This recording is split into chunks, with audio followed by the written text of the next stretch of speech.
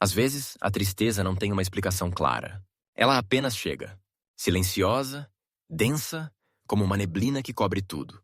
E mesmo quando tudo parece estar no lugar, dentro algo está fora.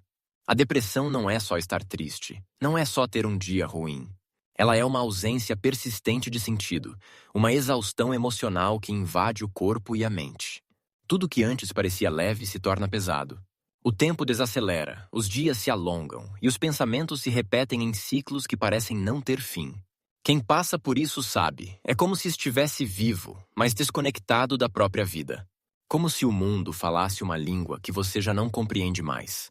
E é nesse silêncio interno que a filosofia entra. Não para dar respostas simples, mas para sentar ao nosso lado e pensar junto.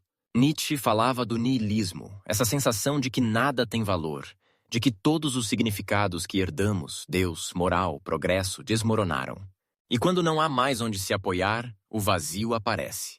O niilismo é essa ferida aberta no peito da existência, o ponto em que percebemos que os antigos alicerces já não sustentam o peso da nossa experiência.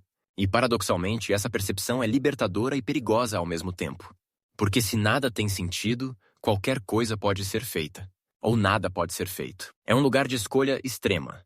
Nietzsche não ignorava a dor, mas via nela uma possibilidade, a de criar novos valores, de transformar a crise em força, de fazer nascer, do caos interno, algo inteiramente novo. A depressão, para ele, seria o colapso da estrutura que sustentava o sujeito, mas também a chance de fundar um novo sentido, mais autêntico e pessoal. Ao longo da vida, Nietzsche enfrentou suas próprias crises. A dor física, a solidão, os colapsos nervosos. Mas ele não se rendeu. Em vez disso, mergulhou fundo nessa dor para entendê-la. Ele via o sofrimento não como um erro a ser corrigido, mas como parte inevitável da vida. A vontade de poder, conceito central em sua filosofia, não é uma busca por dominação sobre o outro, mas uma força interna que nos impulsiona a superar. A depressão, nesse olhar, seria o momento mais baixo do ciclo, o fundo do abismo. Mas do fundo há apenas um caminho, o de volta à superfície. Não pela negação do sofrimento, mas pela sua transfiguração. Nietzsche acreditava que quem enfrenta a escuridão e ainda assim escolhe afirmar a vida, retorna mais forte. E talvez seja isso que ele quis dizer com a ideia de tornar-se quem se é. Olhar para dentro da dor e, mesmo assim, dizer sim à vida. Falar sobre angústia é tentar descrever um aperto que não cabe no corpo. É uma presença incômoda que não tem forma, mas pesa. Não é medo, porque não tem objeto. É algo mais fundo, mais difuso. Às vezes ela aparece ao acordar, antes mesmo de abrir os olhos. Outras vezes, surge no meio do dia, quando tudo está aparentemente bem. É como se a alma sentisse uma ausência, algo que deveria estar ali, mas não está. E é nessa ausência que surge o desespero. O desespero de não saber quem se é, de sentir que se está longe de si mesmo e de não ter certeza se um dia irá se encontrar de novo.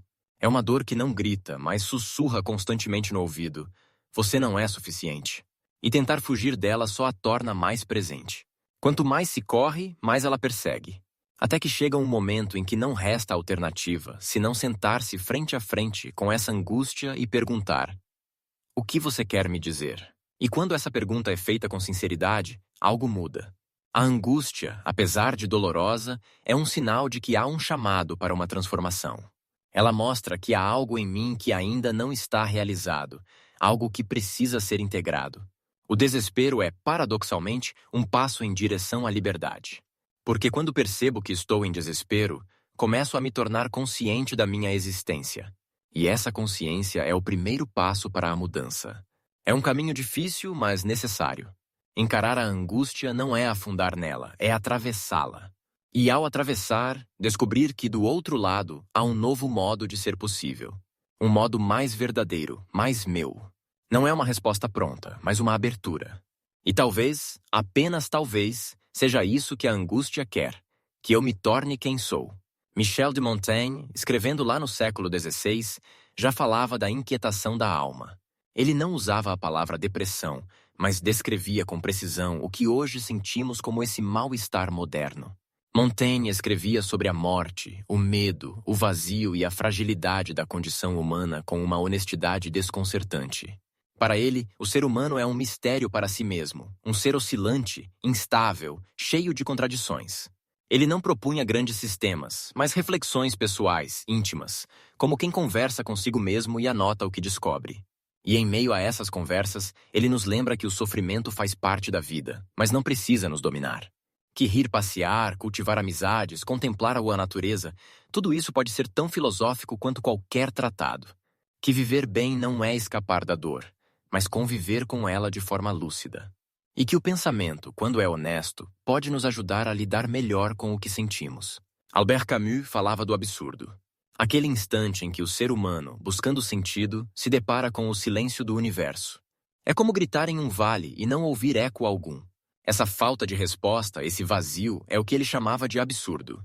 E diante disso, temos 3 caminhos: fugir pela fé, fugir pelo suicídio ou encarar o absurdo de frente. Camus escolhe o terceiro. Ele não procura consolo fácil, nem respostas definitivas. Ele abraça a contradição. Para ele, o verdadeiro desafio é continuar vivendo, mesmo sem garantias. Continuar caminhando, mesmo quando o chão parece incerto. O absurdo não é um obstáculo a ser vencido, mas uma condição a ser reconhecida. E reconhecer isso é o primeiro passo para a liberdade. Camus falava de Sísifo, o homem condenado a empurrar uma pedra montanha acima, apenas para vê-la rolar de volta, eternamente. Para muitos, essa imagem seria o retrato do desespero. Mas para Camus, ela é o símbolo da resistência. Porque Sísifo, ao aceitar sua condição, se torna mais forte que ela. Ele dá sentido ao seu esforço, mesmo que o mundo não dê. E é isso que Camus nos convida a fazer. Dar sentido ao nosso viver, mesmo quando o mundo parece mudo. A depressão, nesse olhar, não é minimizada. Ela é compreendida como parte do absurdo da vida. Mas dentro dela ainda há uma escolha. Viver, apesar de tudo. Persistir, apesar da dor. E nessa persistência, encontrar uma dignidade silenciosa. A dignidade de quem não desiste. Viver é resistir. Essa é a frase que ecoa como um sussurro firme nas páginas de Camus. Resistir ao vazio. Resistir à apatia. Resistir à ideia de que nada importa. Porque mesmo quando o mundo parece sem sentido, ainda há beleza. Ainda há encontros. Ainda há música. Ainda há gestos pequenos que iluminam. Viver é se levantar mesmo sem forças. É fazer o café da manhã quando tudo dentro grita para ficar na cama. É enviar uma mensagem pedindo ajuda. É dar um passo, mesmo que o corpo inteiro queira parar. É, sobretudo, não ceder à indiferença. A resistência não precisa ser heróica. Às vezes, ela é silenciosa, cotidiana, imperfeita. Mas ela é, também, profundamente humana. Entre todos os filósofos, há um ponto em comum. A ideia de que não estamos sozinhos em nossa dor. Que o sofrimento é parte da experiência humana e que há caminhos para enfrentá-lo. Alguns apontam para a criação de sentido, outros para o cultivo da serenidade, outros ainda para a aceitação da impermanência. A arte, a amizade, a contemplação, a reflexão. Tudo isso pode ser remédio para a alma. A filosofia não cura com remédios, mas com perguntas. Ela não diz o que fazer, mas nos ajuda a ver mais claramente. E às vezes, ver já é o primeiro passo para mudar. A depressão não se desfaz com frases prontas, mas com presença, cuidado e tempo. E os filósofos, com suas palavras antigas, ainda podem nos oferecer companhia nessa travessia. Se esse vídeo tocou você de alguma forma, curta, compartilhe e se inscreva no canal. Isso nos ajuda a continuar trazendo reflexões que fazem sentido, mesmo quando tudo parece não fazer. Obrigado por estar aqui até o fim.